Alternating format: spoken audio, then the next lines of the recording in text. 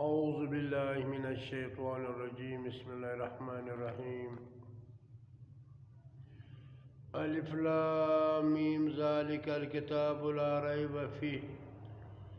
هدى للمتقين. دا سورة بقرة دا 216 آیاتونه پکې دي. واتایم سورت چې نازل شوی دی فصل متطففین او اول سورت په مدینه کې. نو چې اول سورت په دې کې په مکه شریف کې دوه ډلې وې، یو د مسلمانانو یو د کافرانو. دلته چې مدینه له نبی صلی الله علیه وسلم رالی، یو ډله د مؤمنانو والا، بل ډله د یهودو والا، بل ډله د نصارا وا، بل ډله په مؤمنانو کې پیدا شو منافقان، او بل ډله هغه د چې هغه مشرکان دي. نو اوس د دې صورت ویل په دې ځان پوه کول ډېر ثواب لري. په دې کې د توحید بیان دی، د ارکان اسلام بیان دی، په دې کې او د نکاح بیان دی، په دې کې د وراثت بیان دی،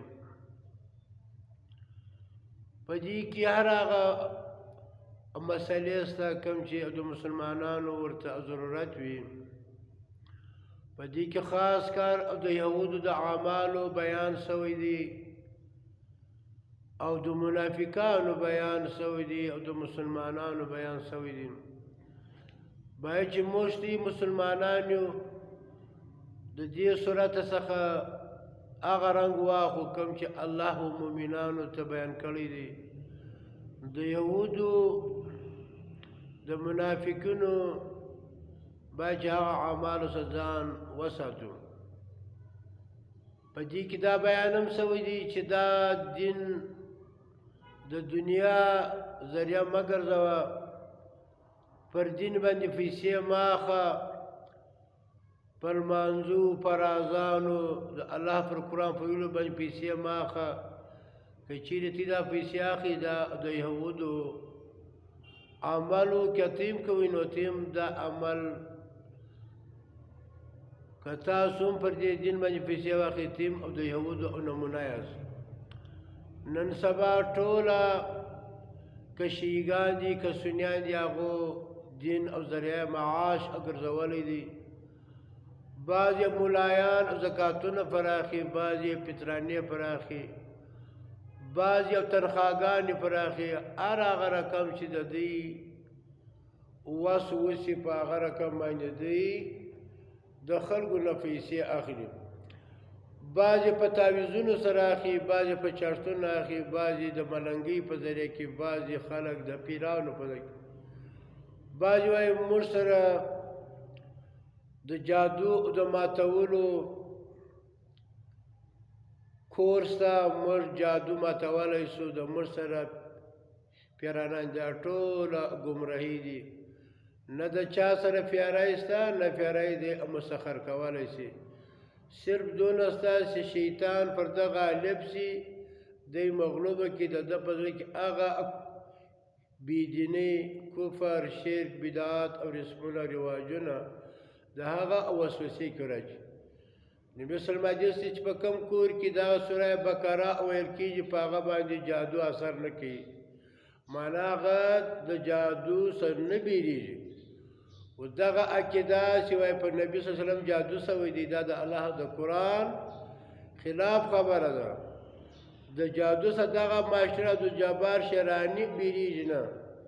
نو نبي صلی الله علیه وسلم څنګه بیریږي؟ او الله قرآن کې وایي چې دغه کافران مشرکان وایي چې تی د هغه چا خبره منئ چې په هغه جادو شوی دی. الله په نبي جادو نه دی شوی.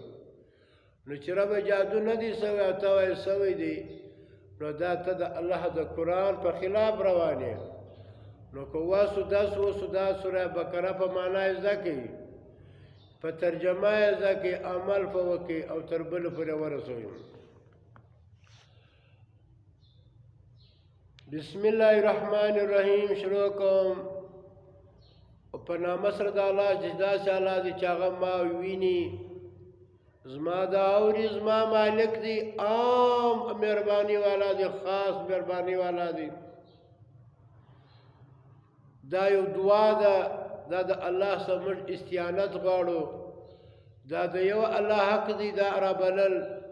د دې نیکانو خلکو د انبیا څوک یا علی مدد څوک یا رسول الله مدد څوک یا حسین څوک یا دارونیکه دا شرکي الفاظ دي هغه څوک چې دغه الفاظ پر خوله باندې راوړي دا مشرک دی دا مسلمان نه دی په ډاګه واوري کستا پلارو دا کیدا درلود چې ولی علی مدد یا رسول الله مدد یا دارونیکه دا بیا مشرک دی دې بیا تدوا نه سي بیا غوښتلای الف لام میم الله په دې په معنا دی حروف دې توای حروف مقطعات د دې معنا نسته بعض خلک دغه الف لام میم یاسین دا لیکي د دکان د خیر او د شر لپاره تر ځړی په دې کې خیر دا شرکیه کې دا قرآن د دې لپاره غلي چې په دې عمل وکړي د دې په نه راغلي چې ته دا وایې پر ځان چې کې ته دا وکړه دا نسته بیا سوادي چې لکل دای دوا د هر مرض لپاره الله پاک یو دوا رسوله یو علاج رسوله دا نه دی راغلی چې دا قرآن په غاړه کوي کوم ذالک الکتاب دغه کتاب چې دی لا ریب شک نسته په دې قرآن کې شک نسته څوک چې شک ویني هغه کافر دی هغه مشرک دی هغه ظالم دی فی په دې قرآن کې هدن د هدایت دی دا لار شي دا تا ته د حلال او د حرامو دا قرآن تا ته د علاج د کاروبار د لیندین د مور و پلار د حق د هر چا حق درشي للمتقین دا د فار د پرهیزګارانو دی دا قرآن الذین پرهیزګاران هغه خلک دی یؤمنون چې دی ایمان لري بالغیب په غیب سره دا غیب د الله خاصه ده نه پیر نه نبی نه ولی نه شیطان نه پیرانان نه ملائک ټول په پټو نه خبر یو الله خبر دی که څوک وایي چې پلانې پیر په پټ خبر دی یا ملائک په پټ خبر دی یا انبیا په پټ خبر دی دا مشرک دی دا مسلمان نه دی ويقيمون الصلاة دی قائموي المنځ دی دروي المنځ څنګه دروي په الفاظ زده کوي په معنا زده کوي په دې باندې عمل کوي دا څنګه دي التحیات لله والصلوات یا لازمه بدنی عبادت ما مالی عبادت خاص کر ستاد رضا د فاره بوي ان الله اشترى من المؤمنين انفسهم واموالهم بان لهم الجنه الله د هر مؤمن مسلمان ځان مال اخیستي په یواز کې د جنت وسی څوک دغه پر الله باندې خرڅوي ځان او پر بل باندې خرڅوي یا عمل کوي او د ریاکاری د فاره یا عمل کوي د مفاد د فاره یا عمل کوي یا منځونه ورکی یا قرآن وایي د فاره د پیسو د وصولولو دا مسلمان نه دی تبځانم د الله